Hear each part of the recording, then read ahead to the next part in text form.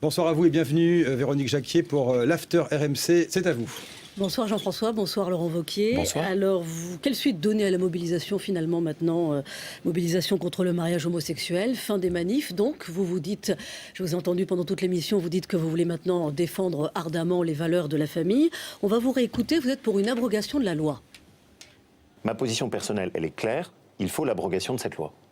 On ne s'est pas engagé sur ce sujet, on n'a pas fait tout ce travail d'opposition pour ensuite expliquer « ah bah non, la loi est passée, donc on ne pourra pas revenir dessus ». C'est pas possible.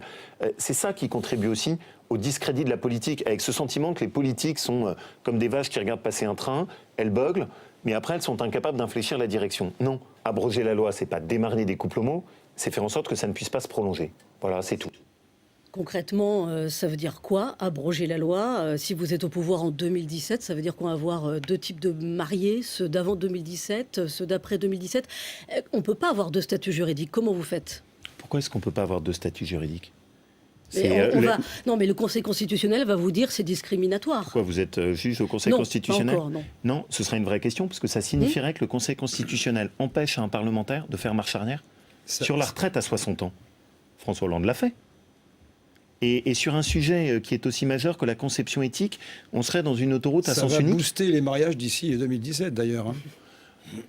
En tout cas, moi voilà, je défends cette part de sincérité simple. Je veux bien répéter ce que je demande. La première chose, c'est que dans le prolongement de cette manifestation, il y ait une parole du président de la République sur la procréation médicalement assistée et la gestation pour autrui.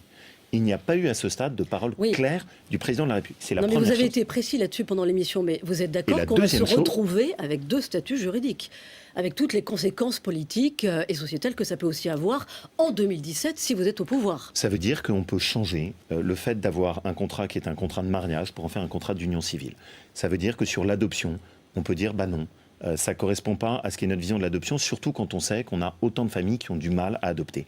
Voilà effectivement, oui, ce que je défends. Même la très catholique Espagne n'est pas revenue en arrière? Mon problème n'est pas un problème de catholique ou de chrétien. Mon problème vous avez parlé de valeurs tout au long de l'émission. Mais c'est des valeurs qui sont des valeurs beaucoup plus larges. Je ne sais pas si vous avez fait attention, mais d'ailleurs même dans votre reportage, c'était intéressant. À un moment, il y avait une banderole qui était une banderole musulmane. Il y a des Hébreux qui ont défilé et qui ont pris position sur ce sujet. Les musulmans ont pris position, les protestants ont pris position, des gens sans religion ont pris position. Donc c'est un sujet qui est beaucoup plus large, qui est au fond, qu'est-ce qu'on veut pour nos enfants. Ça reste très minoritaire, hein. C'est un sujet qui concerne essentiellement les catholiques en France. Non, vous voyez par exemple, moi j'ai beaucoup discuté dans ma ville avec la communauté musulmane, qui est une communauté importante. Ils sont très préoccupés par ce sujet. Voilà.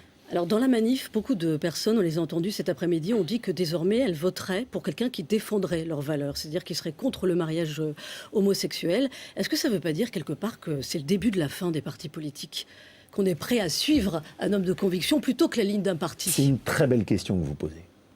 Parce que ce mouvement, ça doit incontestablement nous questionner sur qu'est-ce que c'est qu'un parti politique. Et au fond, c'est un mouvement qui a été, il faut avoir la lucidité de le reconnaître, spontané, dans lequel on a vu une nouvelle génération qu'on a parfois beaucoup de mal à faire s'investir dans un parti, qui s'est engagé, souvent de façon très libre et très directe. Moi, forcément, ça m'interroge. J'essaye de trouver ce qui permet de renouveler la politique. Je trouve ça intéressant. Il faut que les partis politiques acceptent qu'il puisse y avoir des engagements de personnes qui s'engagent autour de valeurs, autour de convictions personnelles, sans que forcément ça se traduise immédiatement par s'engager ou s'encarter. Il y a d'autres façons de défendre sa vision de société.